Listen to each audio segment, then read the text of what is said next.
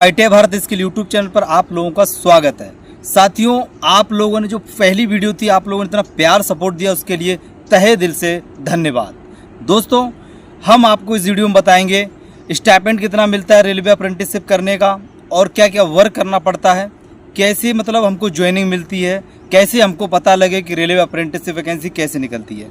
तो सबसे पहले मैं आप लोगों से कहना चाहूँगा, काफ़ी लोग कमेंट कर रहे थे, तो आप लोग ये ITI भारत स्किल चैनल को सब्सक्राइब कर लीजिए। जिन लोगों ने अभी तक चैनल को सब्सक्राइब नहीं किया, सब्सक्राइब करने कोई आप लोगों का पैसा नहीं लगता है, ठीक है। उससे आप लोगों को क्या होगा, हमारा नोटिफिकेशन जो होगा वीडियो को वो आप तक पहुंच जाएगा, ठीक है। मैं वो जो हमने वीडियो पहली बनाई थी, मैंने क्या बोला था, दूसरी जो वीडियो आएगी वो आप लोग क्यूरी होगी, जो भी आपके डाउट होंगे उनके आधार पर मैं वीडियो लेके आऊँगा। तो ये वीडियो उसी के आधार पर है। सारा डाउट इस वीडियो से मैं आप लोगों का क्लियर करना चाहूँगा। मेरा ट्रेड है, काफ़ी लोग पूछते हैं आपका ट्रेड कौन सा है, तो मेरा ट्रेड जो है इलेक्ट्रॉनिक्स मैकेनिक ट्रेड है। मैंने 19-21 में पास किया था, लेकिन वो कोरोना की वजह से मेरे को 2022 में मेरे को पास आउट हुआ, लेकिन वैकेंसी अप्रेंटिस की 22 में कम आई थी। उसके बाद मेरे को दिसंबर में मुंबई मेरा हो गया था, लेकिन उसमें क्या हुआ था, सेंट्रल कास्ट सर्टिफिकेट में दिक्कत आया था। वो सारा हम आपको बताएंगे इस वीडियो में, ठीक है। वीडियो थोड़ा लेंदी हो जाएगी, आप लोग इस वीडियो को अच्छे से देखना है और मेरी बातों को समझना है, ठीक है, जिससे कि आप लोगों को भी गलती ना होना पड़े। क्योंकि जब आप मुंबई जाओगे और वहां से आपको डिस्क्वालीफाई कर दिया जाए, या आप असम जाओगे डिब्रूगढ़, वहां से आपको डिस्क्वालीफाई कर देगा। मुझे कम से कम 7-8 जोन का बारे में मुझे पता है, वो मैं आपको सारा डिटेल में बताऊंगा। देखो, सबसे पहले मैं आपको बता दूं, एक कमेंट बहुत ज़्यादा है कि क्या जनरल वाले जो होते हैं, जो जनरल में आते हैं, वो 26 साल के हो गए, 25 साल के हो गए, 24 साल के हो गए, उनको अप्रेंटिस करने का मौका मिलता है? तो बिल्कुल आप लोगों को मौका नहीं मिलता है।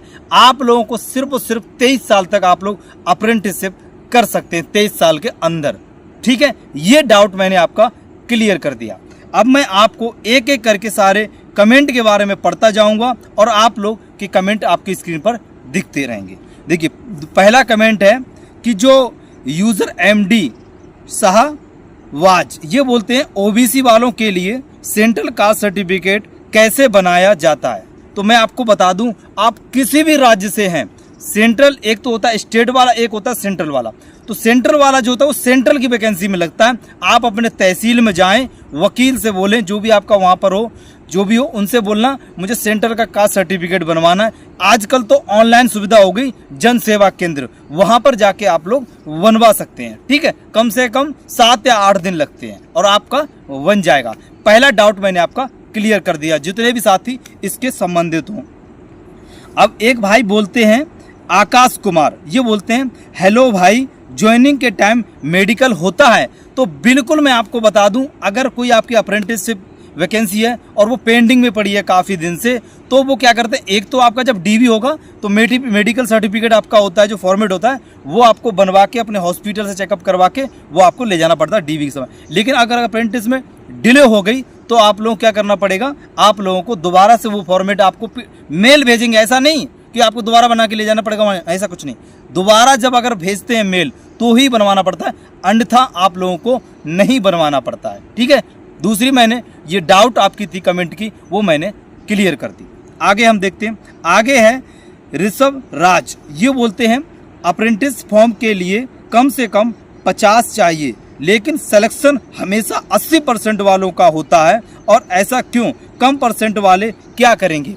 तो बिल्कुल बात इनकी एकदम सही है, नाजायज़ बात है कि उसमें बोल देते हैं कि 50% होने चाहिए आप लोगों के, लेकिन 80-85 वालों क्यों होता है। तो मैं आपको बता दूं, जैसे आपके 10वीं में 50 से 60% बन गए और ITI में आपने 80-85 बना लिया, उससे कोई फ़ायदा नहीं हुआ। क्योंकि मेरा जो बीच वाला भाई है, उसके 10वीं में तो 50% है, 55% लगभग है, और उसके ITI में हमने उसको अच्छे से बताया कि ऐसे ऐसे करो, तो उसने 85% है। लेकिन उसका मैंने अभी तक 8-10 फॉर्म डलवा चुके, उसका नाम अप्रेंटिसशिप में नहीं आया है। समझ गए मेरी बात को? तो आप लोग 10वीं में आपके कम से कम 75 हों, 70-75, और आपके ITI में उधर मिला के, तो दोनों का जो नंबर मिला के फिर आपकी मेरिट वहाँ पर तैयार होती है। इसलिए आप लोगों का कम नंबर वालों का नहीं हो पाता है और ज़्यादा नंबर वालों का इसीलिए सिलेक्शन होता है। डाउट आपकी एकदम मैंने क्लियर कर दी।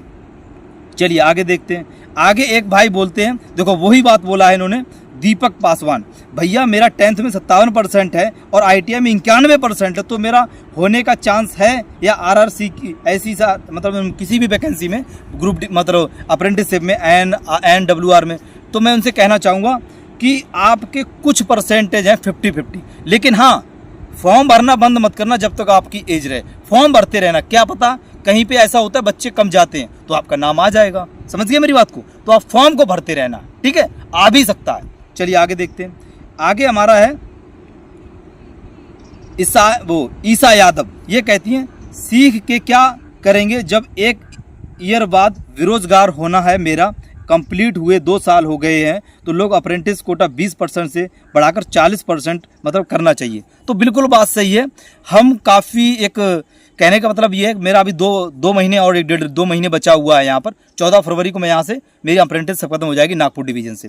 तो इसके ऊपर हम जरूर कुछ ना कुछ बड़े यूट्यूबरों से मिलेंगे, उनसे भी हम आपकी आवाज़ को उठाएंगे और बात कर दें कि आप अभी 2 साल क्यों पढ़े हैं। तो मैं कह दूँ 2019 से जब ग्रुप डी वैकेंसी नहीं आई है तो आप तो वैसे ही नहीं फॉर्म भर पाओगे, अब आने वाली है तो आप लोगों को मौका मिलेगा और आपकी जॉब भी होगी, ठीक है। चलिए आगे देखते हैं। आगे कमेंट आगे है राहुल कुमार की है, टाइम बर्बाद है और कुछ नहीं, अब कुछ ज्ञानी कमेंट करेंगे। तो बिल्कुल बात सही है।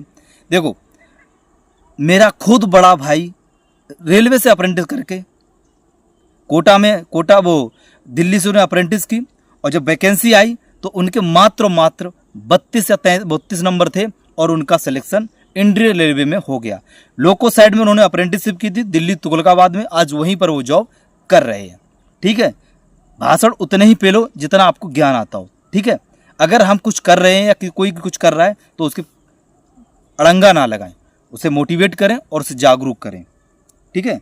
चलिए ये हमारे कमेंट थे, बाकी और भी कमेंट आपको बताएंगे, सारा इस वीडियो में पूरा आपको बताएंगे।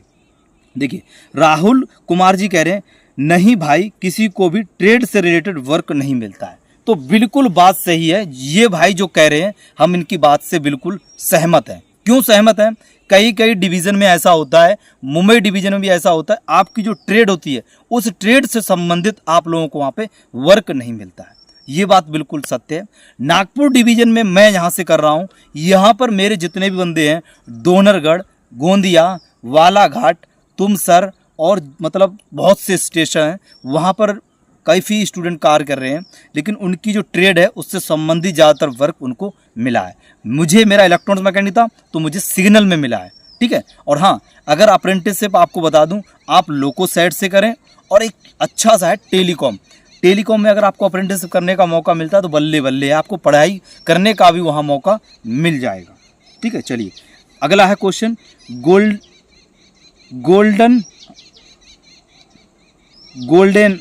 गोल्डने है, ठीक है। तो ये क्या कह रहे हैं आप अपनी कमेंट देख लीजिए। भाई फूड खुद बनाते हो या लेके आते हो बनाकर या बाहर से? तो हम कहना चाहूँगा अगर जैसे कि आप डोनरगढ़ है बड़ा स्टेशन, गोंदिया है बड़ा स्टेशन, वहाँ पर आपको क्या होगा आसपास मेस रहते हैं, 70 रुपये आप अगर महीने से लगाओगे तो 70 की जगह 65 को आपको मिल जाएगा, ठीक है। अगर 80 का होगा तो आपको 70 को मिल जाएगा, मतलब महीने से अगर आप लोगे तो वहाँ पर आप खाना मतलब बना हुआ आपको मिल जाएगा, तो आपको बनाने की भी टेंशन नहीं। डोनरगढ़ में तो 1 नंबर खाना आप लोगों को मिलता है, और भी बिल्कुल जगह। लेकिन जो हम जहाँ पर हैं वो वालाघाट स्टेशन है, वहाँ पर क्या होता है, वहाँ पर लोकल मतलब पास में खाने का मतलब भोजनालय दूर है, तो वहाँ पर हमको लोगों को क्या करना पड़ता है, हम लोगों को रूम दिया गया है, हम लोग वहीं पे रहते हैं, वहीं पर अपना खाना पीना सब कुछ वहीं पर बनाते हैं, ठीक है। चलिए अब एक कमेंट है अंकित कुमार, ये कह रहे हैं कितना हावर्स कराते हैं भाई काम? तो काम की तो ऐसी है भाई, 9 बजे से स्टार्ट होता है 4, 5 या 6 बजे तक। लेकिन उसमें क्या होता है, हम लोग एसएनटी में हैं, एसएनटी में क्या होता है हमें मेंटेनेंस ज़्यादा करना पड़ता है। तो मेंटेनेंस में जो भी है थोड़ा बहुत सिग्नल का, बैटरी वगैरह का, या हमारा आईपीएस का मतलब लॉकर है, उनको बस साफ़ सफाई उनकी देख रेख करना, उनका बस इतना ही। बैटरी में पानी नहीं, तो पानी वगैरह कहीं अगर फेलियर हो गया रात में तो हमें देखना पड़ता है कहाँ पर वोल्टेज ड्रॉप हो रहा। तो अगर देखा जाए तो 8 घंटे का कार्य रहता है, ठीक है, उससे हमें ज़्यादा नहीं करवाया जाता। अब कहीं अगर करवाया जाता है तो वो मैं सबकी नहीं कह सकता हूँ, ठीक है, मेरी बात समझ रहे। तो ये मैंने आपको क्लियर कर दिया है, 8 घंटे तो मिनिमम है। अगला है खेल के हेल्पिंग, तो ये बोल रहे हैं पैसा कितना मिलता है भैया जी, कितना हावर्स वर्क करना पड़ता है? तो मैं आपको बता दूं, अगर आप रेलवे से अप्रेंटिसशिप करते हैं तो कहीं कहीं ऐसा होता है 7,100 या फिर कुछ कम देते हैं, या कहीं कहीं पूरा स्टाइपेंड देते हैं 8,200। अगर आपको 8,200 मिलता है तो उसमें आपको पूरा पैसा आप लोगों को मिलेगा। अगर आपको कम पैसा मिलता है उसके बाद क्या होता है, जब अप्रेंटिस ख़त्म हो जाएगी उसके बाद आप लोगों को जो बचेगा पैसा वो आपको इकट्ठा फिर बाद में दिया जाएगा। कहीं कहीं जोन पे ऐसा होता है, सब जगह नागपुर डिवीज़न में आपको पूरा पैसा दिया जाता है। ठीक है, चलिए आगे देखते हैं। आगे हमारा कमेंट है बैंगलेंट, एक तो नाम अजीब अजीब, बैंगलेंट ट्रीटमेंट इन क्या टेंटमेंट कर ये पूछते हैं। आप कमेंट देख लीजिए, कमेंट स्क्रीन शो कर रहा है। भाई मुझे एक बात बताओ, अप्रेंटिस क्या एक बार ही हो सकता है?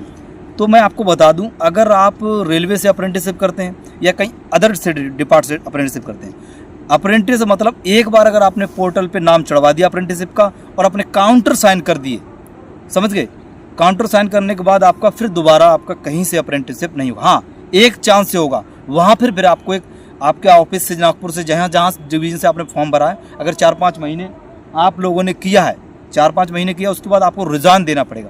अगर 4-5 महीने बाद रिजाइन दे देते हैं और आपका एक्सेप्ट कर लेते तो आप दोबारा से अप्रेंटिसशिप कर सकते हैं। ठीक है, अन्यथा अगर आपने रिजाइन नहीं दिया है तो आप दोबारा अप्रेंटिसशिप नहीं कर सकते। ठीक है, ये कमेंट भी है, मैंने आपको इसका रिप्लाई दिया।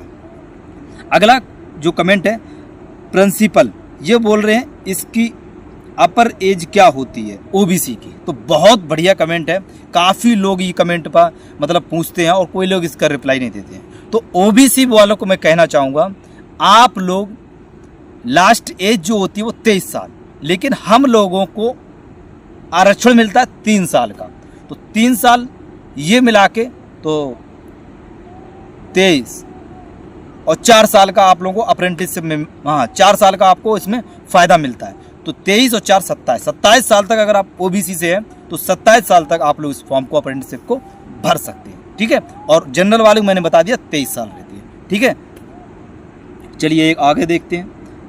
आगे कमेंट है नागपुर डिवीज़न का अप्रेंटिसशिप कब आएगा? भाई मैं एक बात बता दूं, फर्स्ट मेरिट लिस्ट आ चुकी है।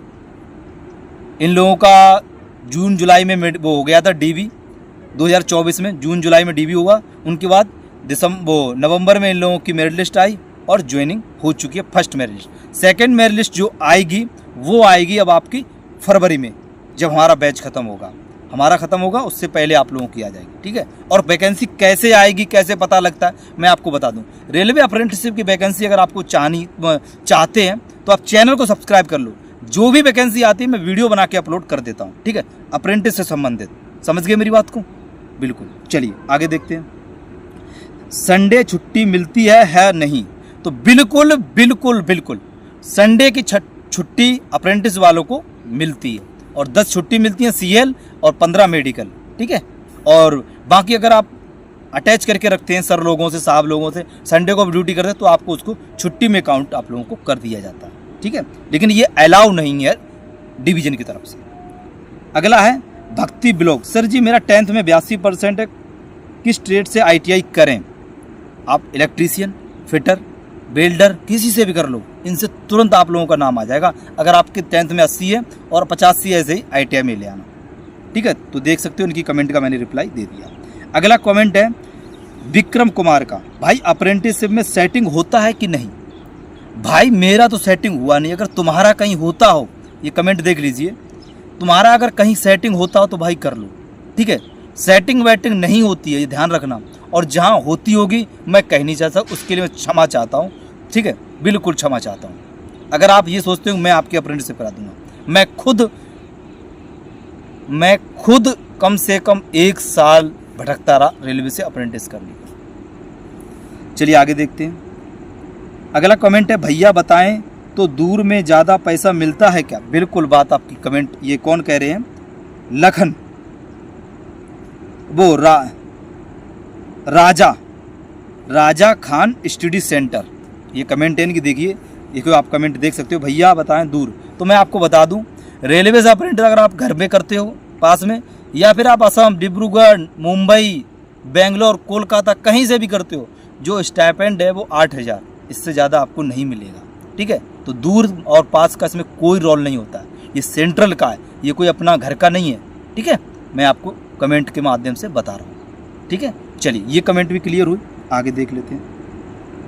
आगे हमारा कमेंट है, अब नागपुर रेलवे अप्रेंटिसशिप जब आएगी तब हमें अपडेट करिए। बिल्कुल सही, जो भी साथी इस वीडियो को देख रहे हैं चैनल को सब्सक्राइब कर लें और घंटी को ऑल पर प्रेस कर लें, तो ही आप लोगों को हमारे वीडियो तक या हमारा वीडियो अब तक पहुंचेगा। ठीक है, चलिए आगे है विकास कुमार पाठक, ये यहाँ पर कमेंट देख सकते हो। ये बोलते हैं भाई सैलरी भी मिलती है, तो बिल्कुल सही, बिना सैलरी का यहाँ पर आपका कोई भी वर्क या ट्रेनिंग नहीं करवाया जाता है रेलवे के अप्रेंटिसशिप की तरफ से। ठीक है, ये मेरे कुछ कमेंट थे, टॉप कमेंट। अब मुझे नहीं लगता है कि आप लोगों का कोई भी डाउट रहा होगा। ठीक है, स्टाइपेंड 8,000, छुट्टी कम से कम 25 और वर्क 8 घंटे, संडे को छुट्टी रहती है और आने जाने के लिए आप लोगों को आई कार्ड, ये आपको ऐसा है खुद ही बनाना पड़ता है। ठीक है, ये जो कार्ड है आपको खुद ही बनवाना पड़ता है, 150 रुपये लगते हैं और आपको खुद बनवाना पड़ता है। ये मेरा आई कार्ड है और जाने के लिए आपको इसी कार्ड से जा सकते हो, कोई किराया नहीं लगेगा। आप टीटी के प्रति अच्छा व्यवहार रखें, लेकिन हम लोगों को अलाउ तो नहीं रहता, लेकिन अच्छा व्यवहार रखें, वो आपसे कुछ नहीं कहेंगे। ठीक है, रहने के लिए कमरा नहीं मिलता है, अगर वहाँ का स्टाफ लोकल में करते हो तो आपको स्टाफ बढ़िया है तो वहाँ पर आपको रहने के लिए कमरा मिल जाएगा। ठीक है, और जो भी वगैरह थोड़ा बहुत कोई दिक्कत होती है, और हाँ सेफ्टी के लिए हमको क्या मिलता है, तो यहाँ पर मैं सेफ्टी के लिए मुझको बारिश में, जैसे बारिश का मौसम होता है तो मेरे को यहाँ पे रेन कोट भी मिला था, उसके बाद सेफ्टी शूज भी मिले थे, और हाथों में कहीं कुछ करंट वरंट ना लगे उसके लिए ग्लव्स भी यहाँ पर मुझे स्टाफ की तरफ से प्रोवाइड किए गए थे। ठीक है, तो ये वीडियो थी रेलवे से अप्रेंटिस संबंधित। वीडियो का कोई भी कुछ अच्छा पार्ट आपको लगा हो, तुम्हारी कुछ अच्छी बातें लगी हो तो कमेंट करके बता देना। प्लीज़ आप लोगों से रिक्वेस्ट है, पिछली वीडियो पे आप लोगों ने सपोर्ट अच्छा दिया था, लेकिन आप लोगों ने चैनल को सब्सक्राइब नहीं करा, तो प्लीज़ मेरा हाथ जोड़ के निवेदन है चैनल को सब्सक्राइब करें और ये वीडियो जो है ज़रूरतमंद लोगों तक इस वीडियो को शेयर कर देना। ठीक है, मिलते हैं नेक्स्ट वीडियो में। नमस्कार, जय हिंद।